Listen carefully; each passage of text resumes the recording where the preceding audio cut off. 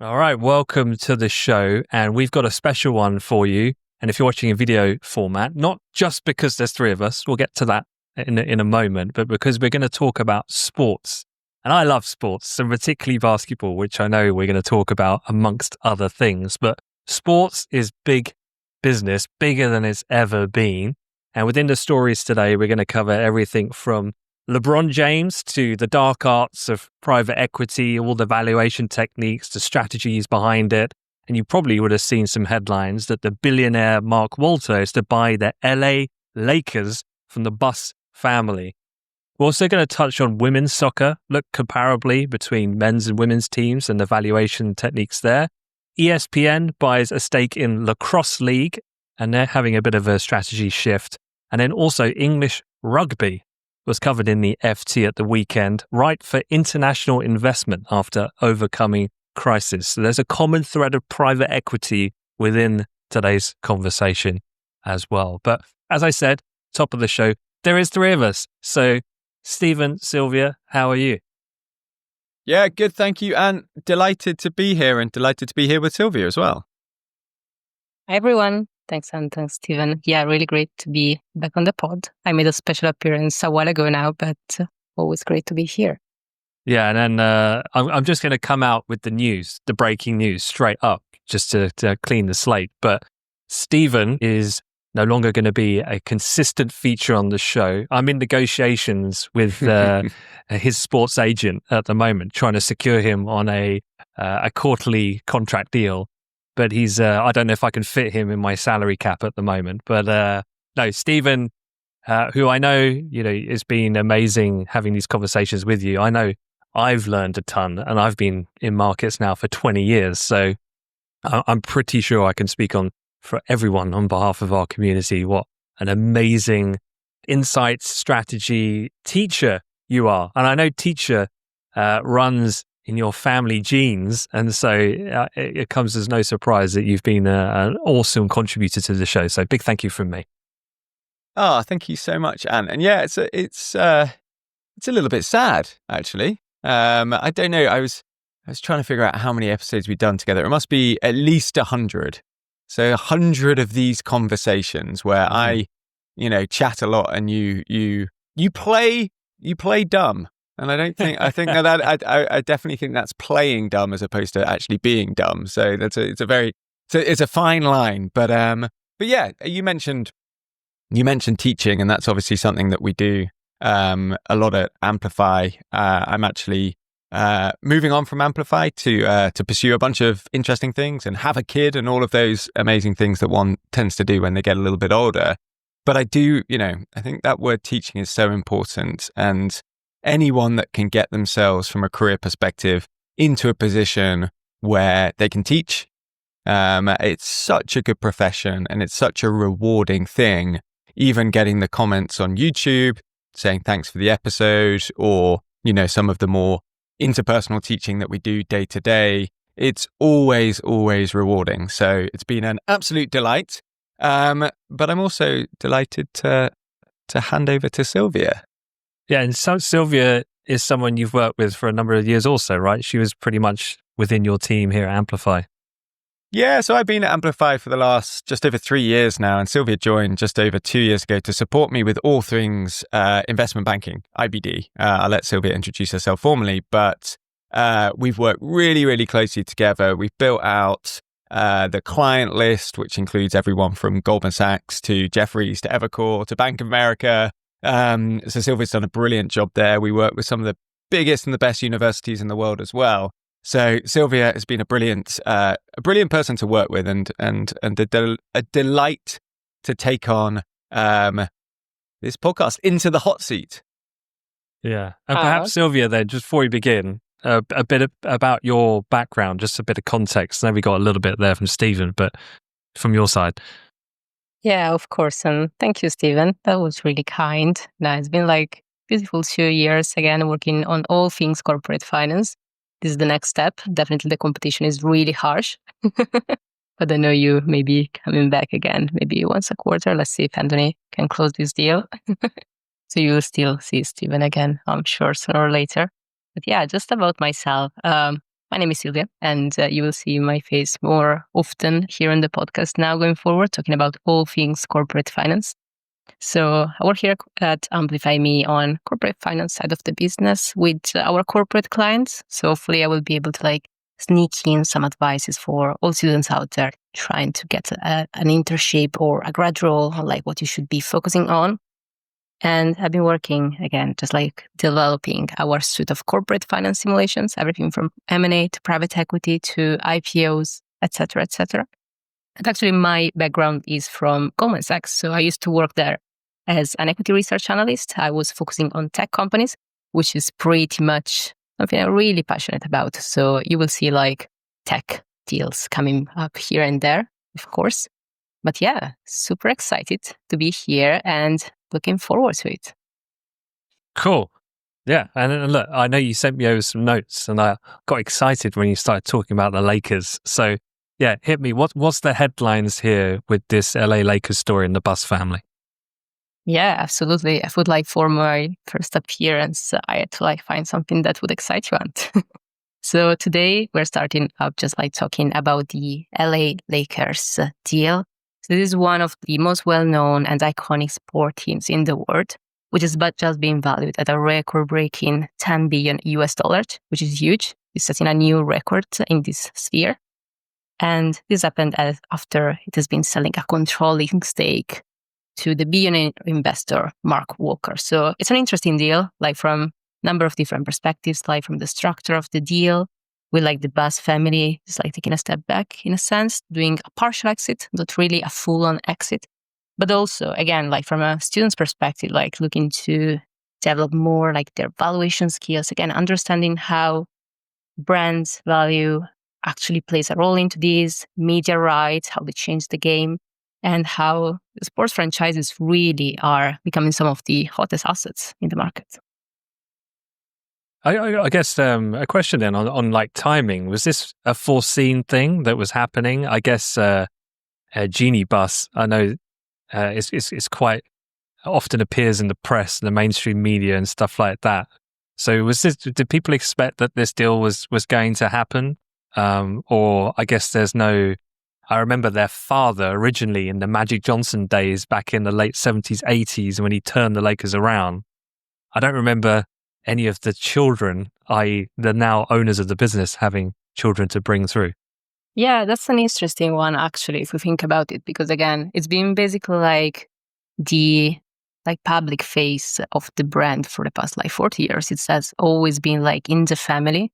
And now we're seeing them instead just making this shift, which is something I would like to discuss with you. What do you think about it? Because we're not seeing a full exit, as we said. So the Bus family will still keep a 15% share, which essentially means we are switching, we're changing the control, which is now going to Mark as an investor. But we are also trying to keep some continuity with the brand and the family. I would say, what do you think, Stephen? Do you think it's a great idea? Would you have gone for a full exit instead? What do you think? Yeah, so it's a really interesting question. So it's over 50% that has been sold by the Bus family to Mark Walter. And it's a really interesting one because if I was the Bus family, yes, I'd probably still want to have some skin in the game. Again, upside from a financial perspective, but also I think if you remain a minority shareholder, you probably still get the associated intangible benefits of being connected to the LA Lakers, i.e. courtside is what I'm thinking. I'm sure they've got lifetime access to to the players' locker and all of that kind of good stuff. So they want to keep that association. It might end up being a little bit problematic from Mark Walter's perspective, and I'm sure that there's structures that are being put in place to make sure that Walter actually has the ability to push through the changes that he wants to within the organization and actually to lead from a strategic perspective with the Bus family, mainly as a silent minority partner. The danger is when egos both get into the boardroom together, especially one that's owned the company for 45 years. They're not going to be wallflowers, right? They're not going to be, and you might know some backstory on this. You know basketball better than us, but I can imagine there's some egos floating around, right? Yeah, I don't know how that works. because I have a superficial understanding of this character, Mark Walter, and I'm pretty sure he's ambitious in terms of the change he wants to bring. Yeah, having Jeannie there, I would see as a huge problem. I guess the relationship needs to be that I'd only sign the deal if she's there on paper and has all those other little, upside privileges, but has absolutely zero ability to have any day-to-day influence or exert any control on anything. But that in itself would make me very uncomfortable. I would want her out and gone. Yeah, it's all feeling a bit like Succession, right? And or whether it's the paramount, the complexity around family-owned businesses. I think Silvia, you mentioned in your notes, she's going to remain on as the team's governing owner. Is that right, Silvia? I don't even know what that means. Yeah, exactly. Like from what we can see from the news, it essentially seems like they would like to keep the day-to-day unchanged, just keeping a bit of continuity with the brand, just like keeping the main face that the public knows really well. But yeah, I would probably agree with you. Like this could become a little bit problematic. So yeah, it may be not exactly the reality, what we can see just from these first few days in the news, I guess. Yeah, I mean, I was having a think then about this $10 billion kind of valuation, this price tag, because in my head, A, being English, therefore I think football or soccer. And I think, okay, Man United, or I think further afield in Europe, Barcelona, Real Madrid. And I think they have international appeal. There's a lot of Asia continent appeal. But am I right that Man U's probably half that valuation? I mean, at best, they do bounce about a bit, but they're valued at 10 billion. And I know basketball is a big sport in a lot of these Far East countries with big populations like the Philippines or Indonesia, places like that. But I'd just like to get into the nuts and bolts of how is the Lakers this record-breaking sum of money where they feel a little bit more orientated towards North America? Or is this where you have these brand individual giants like LeBron James, who has a global appeal that helps sell the team as a secondary thing? Yeah, no, that's a really good point. I think this is one of those deals which is really interesting to try to value, because it's not something that we can just do the cash flows and do a DCF and adjust that, because there is much more on the intangible side of things. So first of all, I think there are three key main pillars we can analyze. So we have media rights, which are definitely the core cash machine for the team. So Lakers have a huge local TV deal, as well as big opportunity with big media contractor on the national and also global level. These are estimated to be worth 70 to 75 billion US dollars in the next few years. So essentially, when you're thinking about it, you're not just selling a team, a sports team, but you're selling a global broadcast access to a top tier product, essentially. And as you were saying, and there is a lot of the branding around it. I think that you're right in the sense that probably with respect to football, perhaps, or other sports, is not so popular in every country around the world. But those big names everyone knows about. I think one interesting thing is if you just walk out here in London, you can see a lot of people with jerseys. But if you can stop them and ask them, all right, are you a huge fan? Are you following it? The answer would probably be no. Just because there is just a huge brand around it. It has become a global cultural icon in a sense. So we can also think about it just as a bit of a luxury type of company, a premium fashion type of company. There are a lot of opportunities, again, not just as pure football team, but with merchandising, sponsorships, lifestyle, brands, partnerships. So there is this additional element that we can add on top of it. And maybe again, as you are really passionate about this, you can probably maybe share what do you think about the value of this intangible element of owning a sports team? Yeah, from the perception of we just had the NBA finals. It's just happened. And it was the Oklahoma City Thunder against the Indiana Pacers. That either could be any more the opposite of what the Lakers is, from a thoroughbred championship winning team. These are both fairly not second tier, but definitely they're not the Boston Celtics and the LA Lakers, which is like the staple of like the history of the thoroughbreds of basketball. So that has shifted quite a lot. But I think what LA has is location LA. There's this intersection that basketball in Los Angeles has always had of like fashion, music, hip hop, celebrity.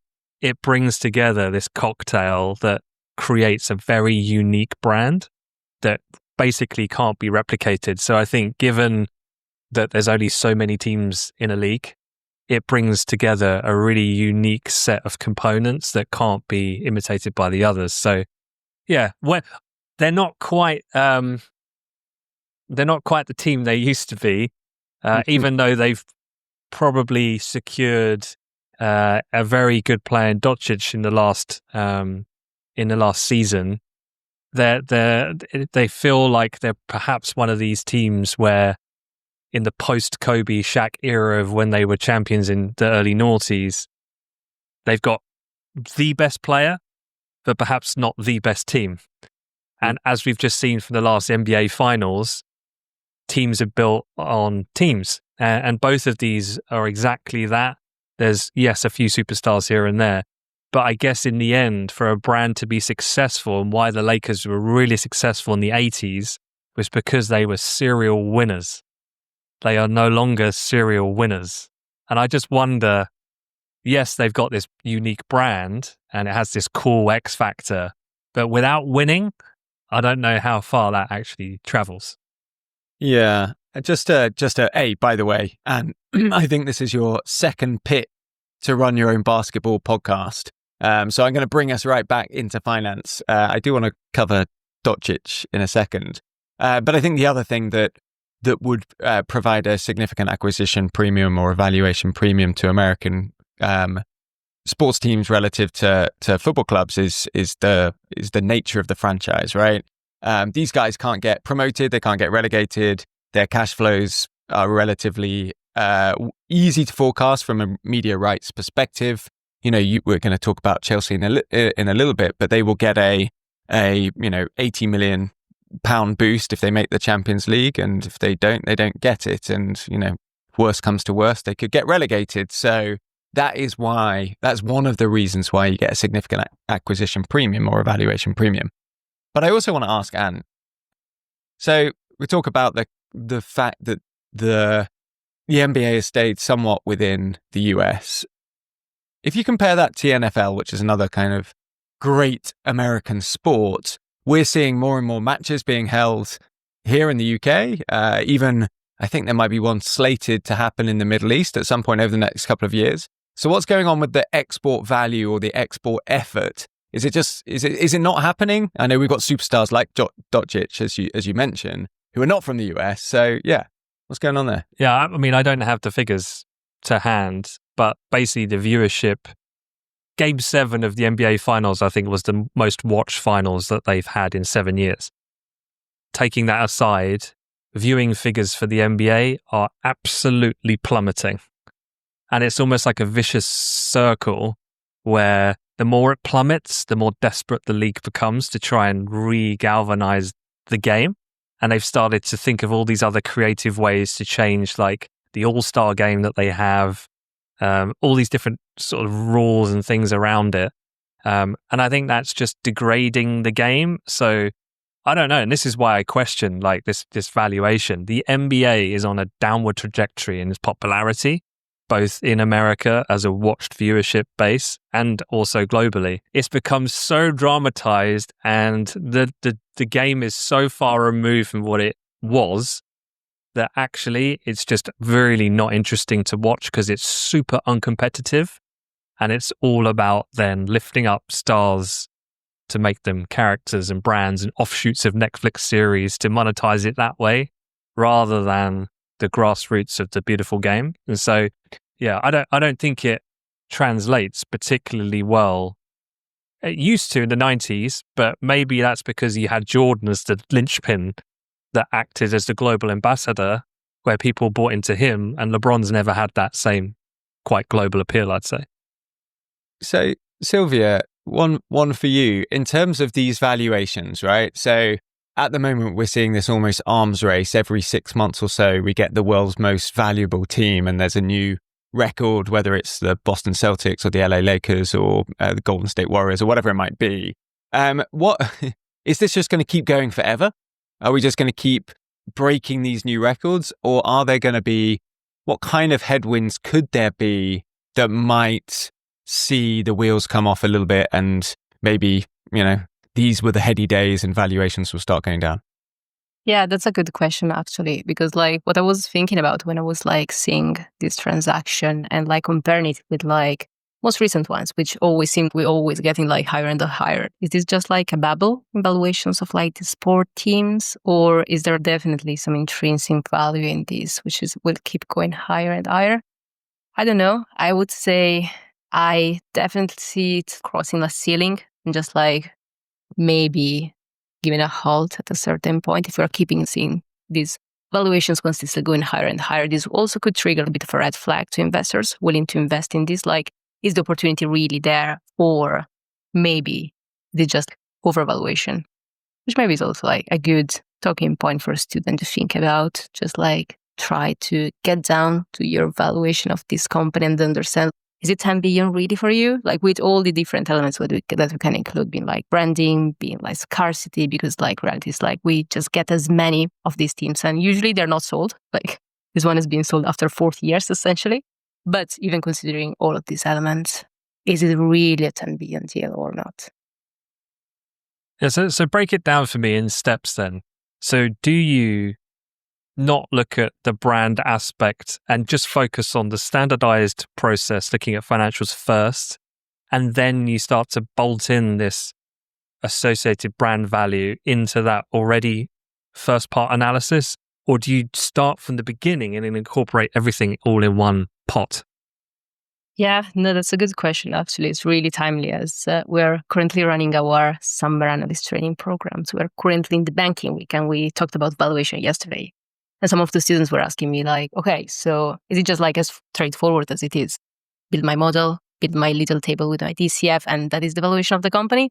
Well, there is flavor to it, of course, especially when we're thinking about deals like this one, you will need to kind of build layers in a sense. So I think a good starting point is definitely starting from your most traditional method in a sense. You can try to do a DCF, even if I would recommend probably these type of companies, this sports team, are not run really for cash flow maximization. So you could get a bit of an undervalued type of valuation in this case. So you may also want to take some multiples. But again, I think taking this starting point, then the important thing will be just adding some layers, kind of taking into account those elements that maybe you can really not reflect fully in your valuation, even if you can definitely take into account some of the intangibles of the branding.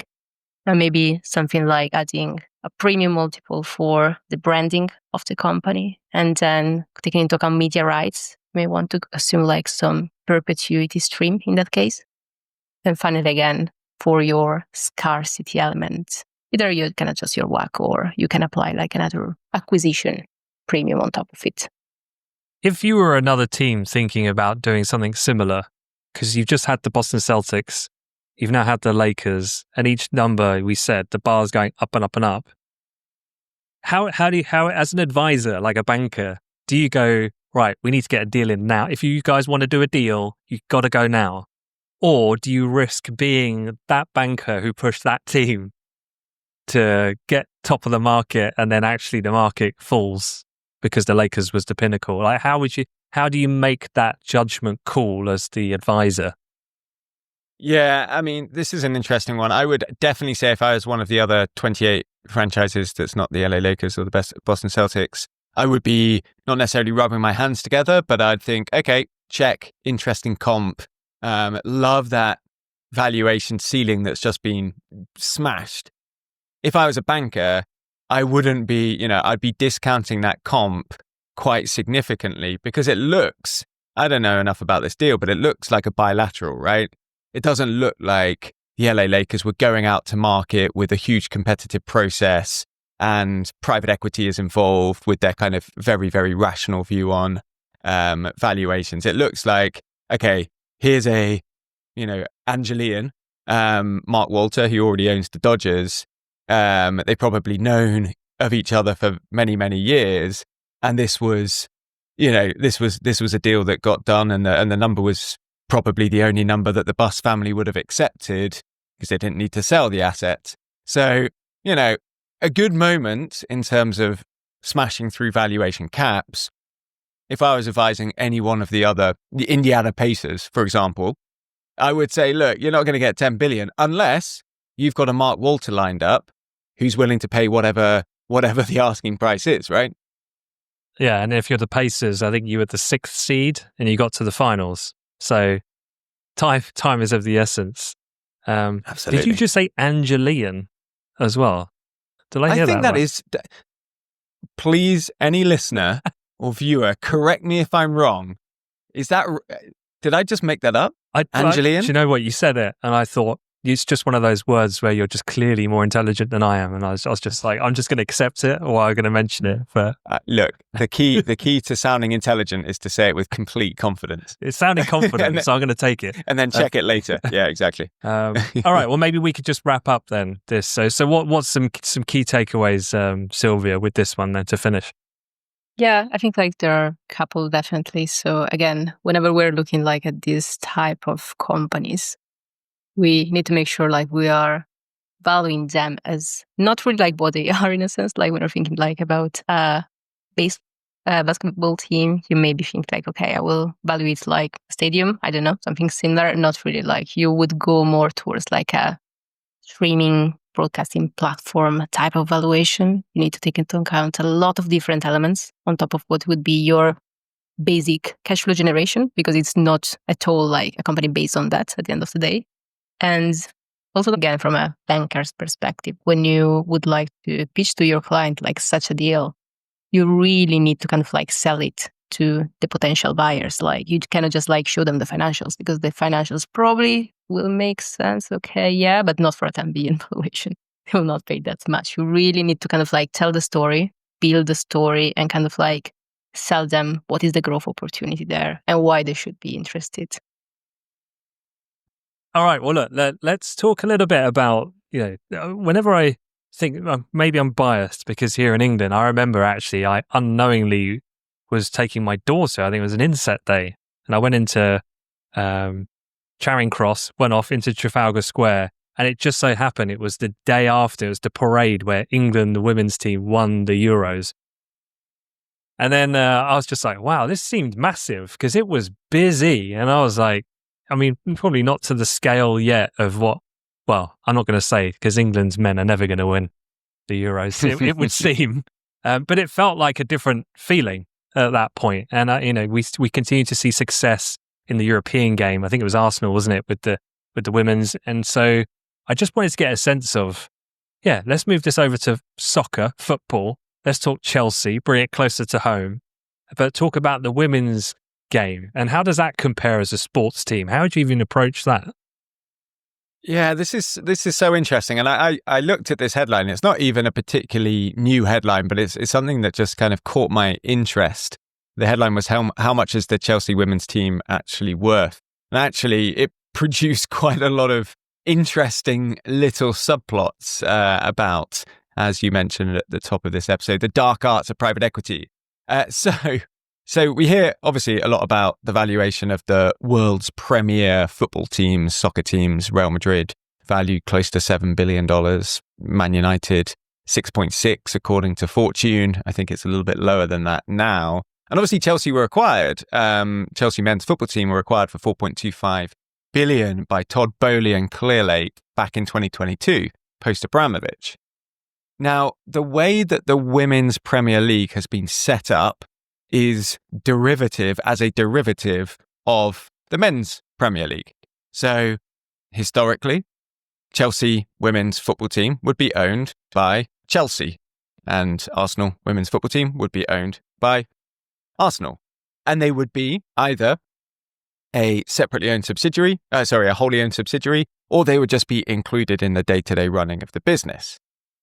What this story has told me is that these standalone entities, Chelsea Women's Football Club, have quite significant valuations and are attracting interest from outside investors.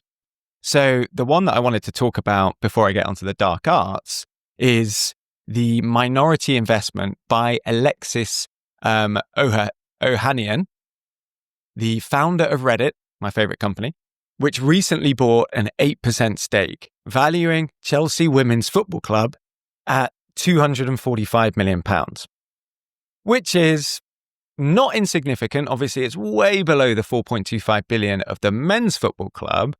But bearing in mind, Chelsea Women's Football Club, their revenues were only about 12 million quid last year. So this is valuing them on an 18 times revenue multiple, more than double the average multiple of male Premier League football clubs. So that's worth considering. Now, when you see those massively high multiples, the 18 times revenue multiples, the first thing you need to look at is revenue growth. Because again, if you've got a high revenue multiple, your goal is to grow into that revenue multiple. 18 times. So Chelsea grew from 8.8 million of revenue the year before to just over 12 million. So pretty good revenue growth. And obviously, Ohanian is betting on the fact that women's football is going to go from strength to strength. And if you are going to back an asset within women's football at the moment, it's got to be Chelsea, right? They've won the last 5 women's Premier League in a row, I believe. And I think 7 of the last 8 or something ridiculous like that. It was actually mooted last year that Chelsea was going to sell a minority stake at a £160 million valuation. So the valuations are going up and up and up, but they're still making massive losses, right? So in 23-24, Chelsea women's team made a pre-tax loss of 5.2 million. And actually, what's super interesting is if you dig a little bit deeper, there are football clubs in the second tier of women's football that do not want to get promoted, that have actively asked not to be promoted because of the requirements from a stadium perspective, the requirements from a salary perspective of being and competing in the Premier League. It's just going to put these, small semi-professional clubs out of business. So what do you need to do? You either need to, as the overall company, Chelsea FC, that owns the whole thing, you either need to massively commit to a multi-year project of investment within the women's team, or you need to siphon it off as a separate subsidiary that has the ability to attract outside investors and start to get that, upside that the rest of the sporting world is seeing. So explain to me a little bit more then about the private equity relationship here, the involvement. What is it that they're looking at? I mean, some of the numbers here are making sense, but if you could unpack that. Yeah, this is super interesting. So back in April, remember Chelsea FC is owned by Clearlake and Todd Bowley, private equity guys. They know their stuff, right? And if anyone knows football, Chelsea went on a massive buying spree over the last couple of years. If anyone knows football as well, you'll know that if you suffer multiple years of significant losses, you are subject to regulations and sanctions. So I'm a Nottingham Forest fan. We spent too much money in the first 2 years, incurred too much of a loss, and we got a points deduction. So Chelsea, who have spent so much money, reported a £90.1 million loss last year. And they have actually reported a 128 million pre-tax profit this year. Why have they reported a 128 million pre-tax profit? Because they sold Chelsea Women's Football Club to themselves. So they basically sold Chelsea Women's Football Club to a subsidiary. So it's recognized by Chelsea FC as a gain from a disposal of an asset, turning them from a loss-making company to a profitable company, which means that they don't get done by the sanctions, they don't get done by the regulations. They still own this subsidiary, maybe indirectly, maybe there's more control outside of the organization. And by the way, just to compound this, I told you that they made a loss of 90.1 million the year before. That loss would have been 167 million, but they got rid of 2 of the hotels that are on the Stamford Bridge site. They didn't get rid of it. They didn't get rid of the hotels to an outside party. They got rid of it to a sister company that still is part of the same entity. So think about this, just to get our heads a little bit straight. You've got the Topco, which is owned by Todd Boehly and Clearlake, Chelsea management company. Then underneath you have Chelsea Football Club, men's football club, subject to sanctions and regulations, that previously owned all of the assets, the hotels, the women's football club, etc. So what they've done over the last few years to avoid a points deduction is say, new subsidiary sitting underneath management co, new subsidiary women's club, new subsidiary hotels, and they've got away with one. How is that even possible? I mean, how is that not? I mean, it's so obvious what's happening here. Is there not some sort of governing body that works on behalf of the English Football League that can step in here and just say, look, this isn't right? Yeah, I mean, I think, and you know this as well as I do, the smartest people are on the sharp edge of making money, right? So they will do things, they will exploit loopholes that were previously open, and those loopholes in the next few years might get closed, but Chelsea would have done what they've done, right? So they're not doing anything illegal, they're not doing anything that is outside of the letter of football regulations and the football law, certainly outside the spirit.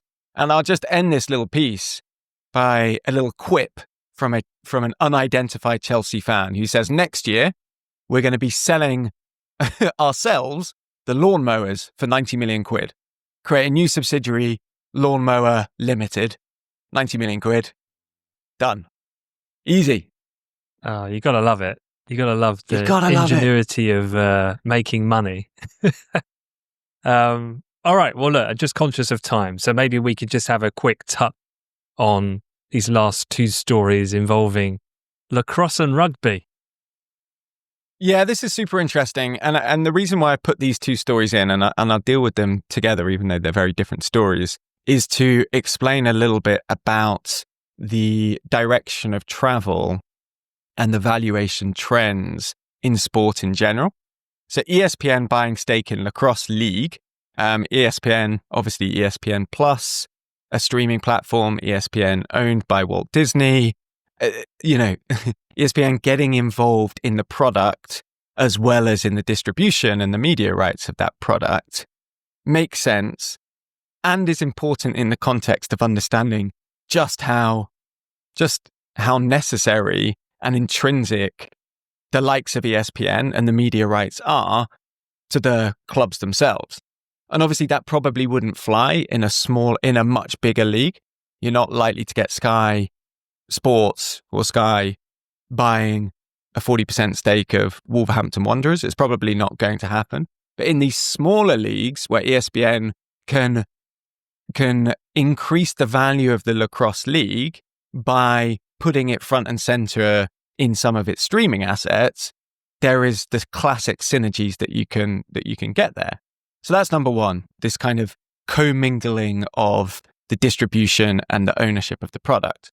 Number two, this relates to the headline, English Rugby ripe for international investment after overcoming crisis. This is, and we've discussed it earlier on, this is the Americanization of sport.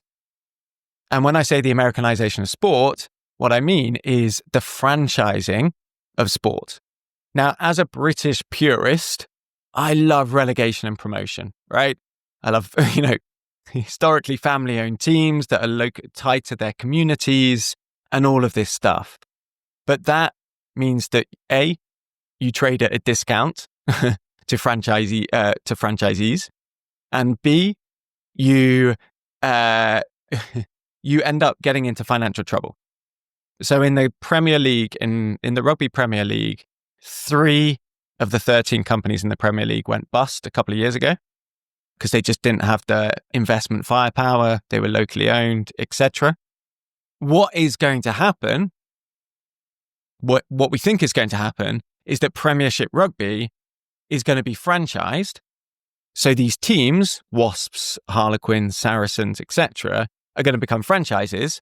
No promotion, no relegation, open to to external investment, in the same way as the 100 cricket has been franchised and just raised 550 million quid by selling its franchises after a couple of years of running the product. The other interesting franchise, obviously you've got the Indian Premier League and cricket. The other interesting franchise, which I would encourage everyone to check out, is Sail GP. This is the intercontinental sailing franchise, which has, I believe, 12 teams from different countries. My favorite teams, firstly, are the British team, which is owned by Ben Ainsley, the legend of the Olympics. But the second is the Bonds Flying Roos. You must have heard of these, Ant. Bonds Flying Roos, owned by Hugh Jackman and Ryan Reynolds. And I believe that Bonds is is it an underwear company or something like that? You not got a pair of Bonds? I don't have a pair of Bonds. I'm far too pale and northern for that. So yeah, franchises. It's super interesting and it makes sense, right? No promotion, no relegation, certainty of media rights, predictability of cash flows. It's not sport from my perspective, but it's definitely business.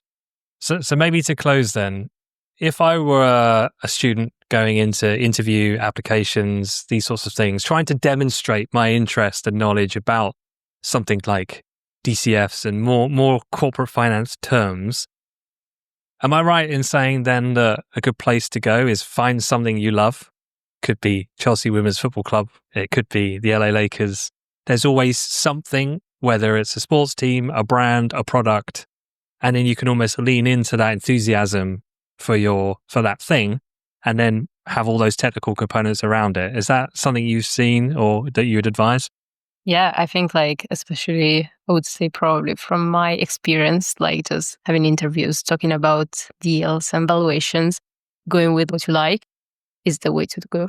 Because if you're talking about a company, an industry you're really passionate about, honestly, just your passion sparks out a little bit more. They can actually feel like you did your research because you were genuinely interested and not just you searched a random, insurance company you absolutely don't care about because maybe it's just not your field, but you thought this could be interesting for my interviewer and not for me. And you're just reading off from a script or kind of just know it by heart. So yeah, my advice probably would be, find something which is relevant in the news right now because you need to talk about something which is happening right now, not just 5 years ago deal, but also something you can relate to so that you can also add in your personal flavor. Cool. All right. Well, we will finish the episode there. We will say a huge thank you to Stephen and a big welcome to Silvia. And we'll see everyone next week. Thank you both. Thanks, Ant. Thank you very much. Thanks, Ant.